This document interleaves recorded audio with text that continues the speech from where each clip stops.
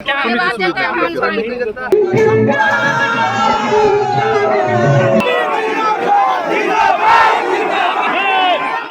में एनडीए बनाम इंडिया की पहली लड़ाई में इंडिया ने फतह हासिल की है।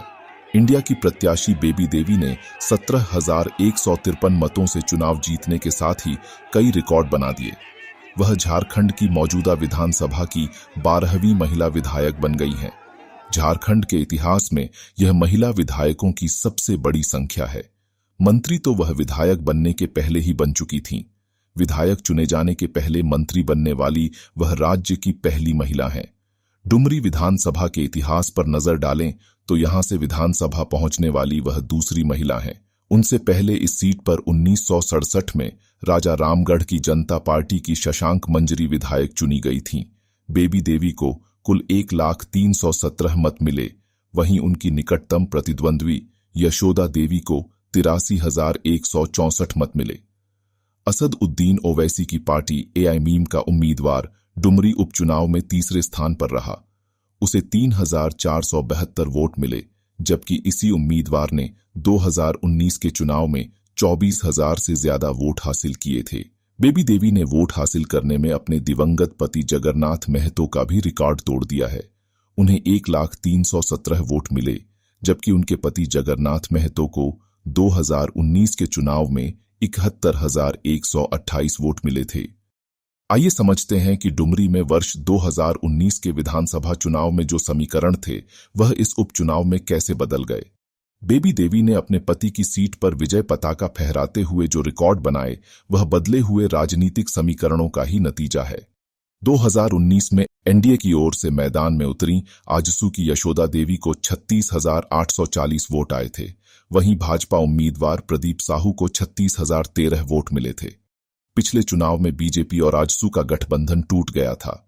दोनों पार्टियों ने अपने अपने उम्मीदवार उतारे। अगर पिछले बार आजसू और भाजपा को मिले वोटों को जोड़ दें तो यह संख्या 72,000 से अधिक हो जाती है।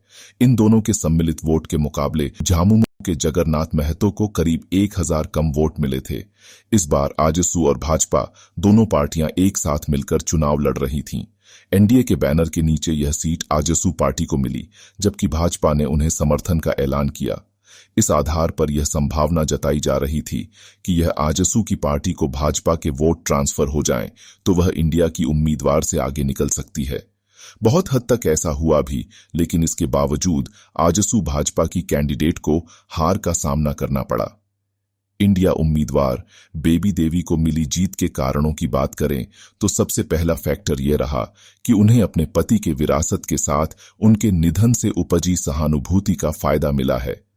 2005 के बाद से जगन्नाथ महतो इस क्षेत्र से झामुमो का झंडा लहरा रहे थे।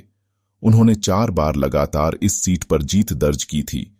उनकी विरासत उनकी पत्नी बेबी देवी ने कायम रखी है। इस उपचुनाव में बेबी देवी की जीत तय करने में मुख्यमंत्री हेमंत सोरेन ने जी जान लगा दी। उन्होंने यहां न सिर्फ 1 दर्जन से ज्यादा चुनावी सभाएं की, बल्कि चुनाव का ऐलान होने के पहले क्षेत्र के लोगों को करोड़ों की योजनाओं की सौगात दी। उन्होंने जगन्नाथ महतो को अपना बड़ा भाई बताते हुए क्षेत्र के लोगों से वोट मांगे और उनकी यह अपील काम कर गई। बेबी देवी की जीत में उनके बेटे राजू महतो की मेहनत का भी हाथ है। राजू महतो ने अपनी मां के लिए चुनाव प्रचार का काम संभाला और हमेशा मां का मनोबल बढ़ाते रहे। मां बेबी देवी के लिए होने वाली हर चुनावी सभा में वे उनके साथ रहे, बल्कि ग्राउंड लेवल पर चुनावी रणनीति की कमान राजू महतो के ही हाथ में रही।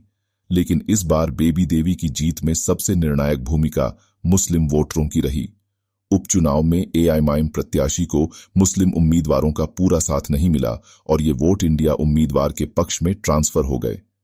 एआईएमआईएम उम्मीदवार अब्दुल मोबिन रिजवी को केवल 3,472 मतों से संतोष करना पड़ा, जबकि बीते विधानसभा चुनाव में उन्हें 24,132 मत मिले थे।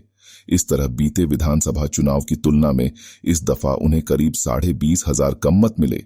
ये वोट इंडिया उम्मीदवार के खाते में गए और इस तरह इंडिया प्रत्याशी ने चुनाव में एनडीए की लुटिया डुबो दी। 83,000 वोट लाकर भी यशोदा देवी हार गईं तो इसके पीछे एक नहीं कई कारण रहे।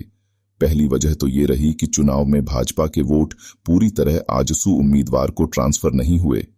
एनडीए उम्मीदवार को जिताने में बाबूलाल और रघुवर सरीखे राज्य स्तरीय नेताओं ने तो जोर लगाया, पर भाजपा के स्थानीय कार्यकर्ताओं ने उतनी मेहनत नहीं की। एनडीए ने अपने प्रत्याशी की घोषणा अपेक्षाकृत देर से की। झामुमो ने बेबी देवी को मंत्री बनाने के साथ ही उन्हें प्रत्याशी घोषित कर मनोवैज्ञानिक बढ़त हासिल कर ली थी। डुमरी सीट को झामुमो की परंपरागत सीट माना जाता है कि इस मानसिकता को एनडीए तोड़ नहीं सकी। हालांकि यशोदा देवी ने भी यहां अपने पति के दिवंगत होने और बेटे को कैंसर पीड़ित बताकर सहानुभूति का कार्ड खेलने की कोशिश की, लेकिन उनका कार्ड उतना प्रभावी नहीं रहा कि वे बेबी देवी को पीछे छोड़ पाती। डुमरी उपचुनाव में इंडिया प्रत्याशी बेबी देवी की जीत से इंडिया घटक दलों के नेताओं का मनोबल बढ़ा दिया है।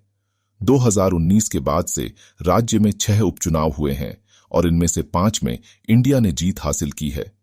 डुमरी के अलावा दुमका, बेरमो, मांडर और मधुपुर में यूपीए को जीत हासिल हुई है, जबकि सिर्फ एक सीट रामगढ़ पर एनडीए उम्मीदवार जीता है।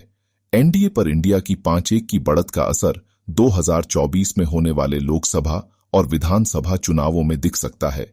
बेबी देवी की जीत का एक और महत्वपूर्ण असर होगा, वह यह कि इससे जयराम महतो के आभा मंडल की चमक कुछ कम पड़ेगी।